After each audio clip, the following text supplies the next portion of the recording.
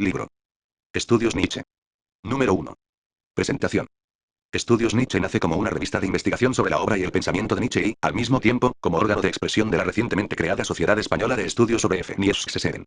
Con su aparición se puede decir, sin mayores pretensiones, que se cubre una pequeña laguna en el ámbito de la filosofía española en relación con otros países de nuestro entorno, que desde hace tiempo tienen constituidas sus propias sociedades nietzscheanas: Alemania, Reino Unido, Italia, Francia, etc. Y canalizan sus investigaciones a través de sus revistas especializadas. A partir de ahora nuestra revista podrá servir de referencia para conocer mejor el estado de la investigación nietzscheana en España y en el mundo latino, y sobre todo, podrá dar a conocer los resultados de los estudios sobre Nietzsche dentro de un medio más específico. De este modo, la revista Estudios Nietzsche se presenta ante la opinión pública con una clara vocación de disponibilidad y apertura hacia todos aquellos que de una u otra manera quieran dar a conocer sus interpretaciones sobre Nietzsche. Pero además de este objetivo prioritario, el de servir de medio de expresión y el de constituir un foro de encuentro para todas aquellas investigaciones sobre el pensamiento de Nietzsche, también pretendemos, en segundo lugar, ofrecer una información actualizada para todos aquellos que tengan especial interés en la obra y el pensamiento de Nietzsche. Esta información será en primer lugar de carácter bibliográfico, incorporando todas aquellas novedades editoriales que se hayan producido a lo largo del año, no solo en español, sino también en otros idiomas. Pero además, trataremos de tener informados a nuestros lectores sobre los distintos acontecimientos que se produzcan en España y fuera de nuestras fronteras y que tengan que ver con Nietzsche. La revista pretende establecer también lazos de comunicación con otras revistas de la misma naturaleza. Como se puede observar en el apartado de revistas, que se incluye en este número, son muchas ya las publicaciones periódicas que dedican ediciones especiales a Nietzsche. Aunque algunas lo hacen de forma extraordinaria, especialmente con motivo del primer centenario de la muerte de Nietzsche, otras son publicaciones especializadas. Nuestra revista entra a formar parte de estas últimas y queremos que sea una carta de presentación de la investigación nietzscheana ante otras comunidades no hispanohablantes. Estudios Nietzsche quiere también responder en cierta manera al creciente interés que por el pensamiento de Nietzsche se detecta en España. Es fácil comprobar cómo cada vez son más numerosos los investigadores que se dedican al estudio de la obra de Nietzsche y cómo se le da a nuestro autor un notable relieve en el marco de la filosofía actual. Una prueba de ello lo tenemos en el número de tesis doctorales que se han realizado en los últimos años y las cada vez más numerosas ediciones y traducciones que se hacen de las obras de Nietzsche, así como las monografías sobre su pensamiento. Es cierto que con ocasión de la conmemoración el año pasado del centenario de la muerte de Nietzsche, se ha producido una eclosión de trabajos y estudios. Basta que echemos un vistazo a nuestra sección dedicada a la información, para poder comprobar el número de congresos que se realizaron en España el pasado año, o el número de revistas que dedicaron ediciones espaciales para conmemorar dicho acontecimiento. Todo ello pone de manifiesto que la figura de Nietzsche está cada vez más presente en nuestro mundo actual y que su pensamiento constituye una de las claves más interesantes para interpretar nuestro presente. Tal vez una de las razones de ese interés esté en el carácter tan polivalente y multiplicador de sus ideas que subyace a la propia naturaleza de su obra, una obra que es al mismo tiempo para todos y para ninguno, una filosofía no apta para los débiles, para los que renuncian a la vida, un pensamiento que fue desde el principio hasta el final una auténtica provocación. Intempestivo como ningún otro. Y no podía ser de otra manera, pues siempre afirmó que lo verdaderamente importante no son los hechos sino las interpretaciones, es decir, la perspectiva y la situación en la que nos encontramos es la que crea esos mundos de los que nos olvidamos que son creaciones nuestras. Este sentido relativo y contingente de la realidad está más acorde con las formas de vida de nuestro mundo presente. Un mundo trepidante y asfixiado por la propaganda y los medios de comunicación, que reiteradamente quieren a toda costa anular nuestra perspectiva y allanar mediante ideas e instancias globalizadoras las diferencias y las perspectivas singulares.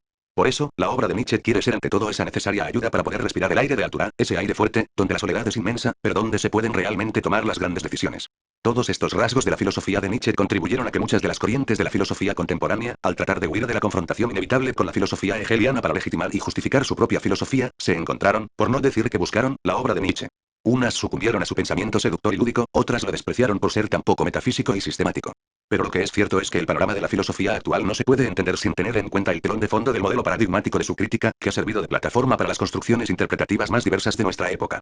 Entre los grandes pensadores del siglo XX que fueron tocados por la magia de Nietzsche tenemos a Heidegger, que quiso colocar a Nietzsche en ese lugar privilegiado de cierre o colofón de la historia de la metafísica y que injustamente definió como el último pensador metafísico, para poder situarse él mismo como punto de partida de una nueva manera de pensar. La interpretación de Heidegger determinó en buena medida hasta no hace mucho las lecturas que se hicieron de la filosofía nietzscheana desde las más diversas posiciones. Pero tal vez su error fue el no haber intuido que con Nietzsche no solo se cerraba una época, la época moderna, sino que se inauguraba otra época distinta como experiencia del final de la modernidad y como anuncio para el hombre de una posibilidad distinta de existencia y también de pensar. Es por eso, por lo que algunos filósofos siguen considerando a Nietzsche como el primer filósofo posmoderno, porque el llamado fenómeno de la posmodernidad no se puede ni pensar ni entender sin él. Y lo mismo se puede decir, por ejemplo, de la filosofía desconstruccionista de Jacques Derrida, o la llamada filosofía del pensamiento de Will, o el nuevo pragmatismo americano representado por Richard Rorty. Por otra parte, la filosofía hermenéutica contemporánea tiene también un punto de referencia en la práctica nietzscheana del método genealógico y, sobre todo, en su teoría de la interpretación.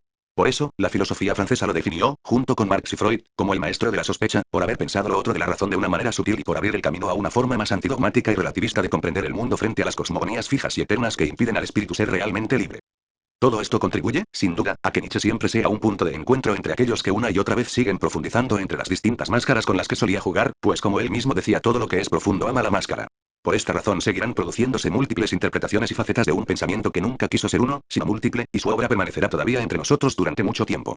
Esa misma percepción la tuvo el propio Nietzsche cuando hacía un balance de su propia obra. He mirado hacia atrás, he mirado hacia adelante, y nunca había visto de una sola vez tantas y tan buenas cosas. No en vano he sepultado mi año 44, me era lícito sepultarlo, lo que en él era vida está salvado, es inmortal. ¿Cómo no había de estar agradecido a mi vida entera?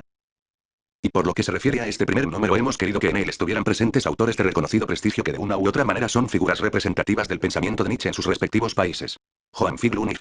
De Viena dirige en estos momentos las ediciones de los escritos de infancia y juventud de Nietzsche. Giuliano Campioni Unif. De Lecce, Italia dirige en Italia la investigación sobre la biblioteca de Nietzsche. Mónica B. Cragnolini. Unif.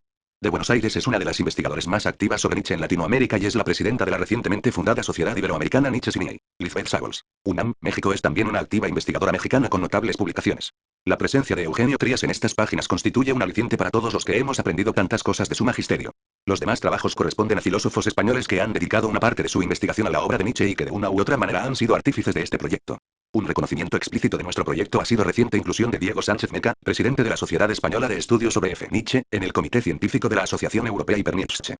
En general, todos los estudios que se incluyen en este número son lecturas sobre la obra y el pensamiento de Nietzsche que tratan de articular algunas claves de interpretación para la comprensión de una filosofía claramente refractaria a cualquier intento de sistematización. Esto explica a su vez los inexorables rodeos hermenéuticos que tiene que dar el intérprete para dejar oír la voz de un pasado que nos sigue interpelando activamente. Es preciso ante todo oír bien el sonido que sale de esa boca, ese sonido alciónico, para no ser lastimosamente injustos con el sentido de su sabiduría. Son palabras del poeta de Zaratustra, del que ha llegado a su verdad por numerosos caminos y de muchas maneras, del que ha sabido vivir y experimentar decir, antifilosófica los grandes problemas, del que ha brindado la posibilidad de un pluralismo perspectivista que quiere y pretende desterrar cualquier tentación dogmática. Está claro que estos estudios no aspiran a ninguna objetividad ni a ningún distanciamiento desapasionado, pues eso podría destruir el sentido mismo del mensaje nietzscheano. Son interpretaciones, y nada más que interpretaciones. Lecturas que buscan un hilo conductor a la diseminación y radical pluralidad de un pensamiento fragmentario, determinantemente sintomático. Por último, todo el equipo que ha contribuido a la creación de esta revista quisiera agradecer el apoyo científico que nos han ofrecido los miembros del Consejo Asesor y su abierta disponibilidad a colaborar con nosotros. De la misma manera quisiéramos también agradecer a la obra sociocultural de Unicaja su generosa contribución económica para la edición de este primer número de la revista.